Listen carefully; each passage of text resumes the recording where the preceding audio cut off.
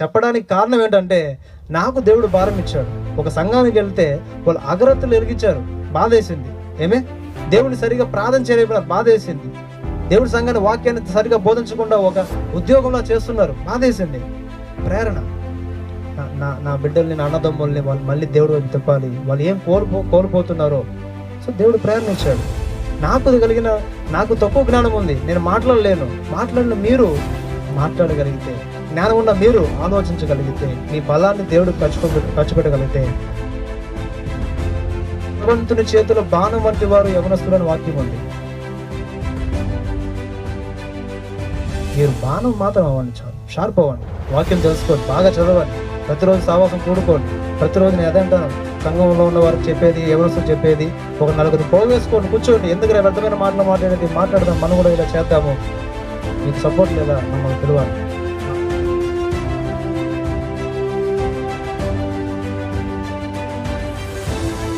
మాకు తెలిసిన విషయాలు మీకు తెలిసిన విషయాలు మాకు పంచుకొని దేవుడి క్రియలు చేయడానికి ఆతుల తీవ్రత చెప్పండి అందరూ బాగుంటుంది.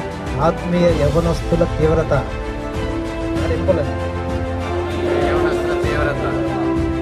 అనుకుంటే, సృష్టించగలిగితే, తలుచుకుంటే అవుతుంది ఒక చరిత్ర.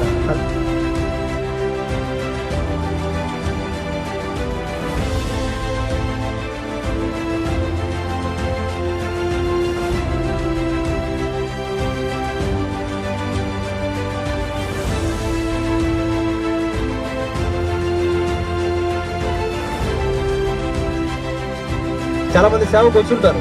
సేవకు వచ్చిన తర్వాత నా కుటుంబం బాగలేదే, నా పరిస్థితులు బాగలేదే, నా పని నేను మళ్ళీ పనికి వెళ్ళాలని అనుకొని వెనక్కి తిరుగుతారు. బాగా గుర్తుపెట్టుకోండి. కానీ ఒక్కసారి దేవుడికి సమర్పించుకున్న తర్వాత యూరియా చేసిన ఒకే ఒక పని ఏంటంటే, ఇంటికే పోలేదండి. అసలు ధైర్యవంతులు ఉండే స్థలంలో ఉండి చనిపోవడానికి ఇష్టపడ్డాడే కానీ ఇంటికి వెళ్ళి సుఖం పొందాలని అనుకోలేదు. గుర్తుపెట్టుకోండి, ధైర్యంగా మనం ఉండాలి. సామాన్యులను మనము దేవుడు యొక్క ఆత్మ పొందుకుంటే ధైర్యం పొందుకుంటాము. దేవుని సువార్త చేయడానికి ప్రతి ఒక్కరు అర్హులని తెలుసుకోండి.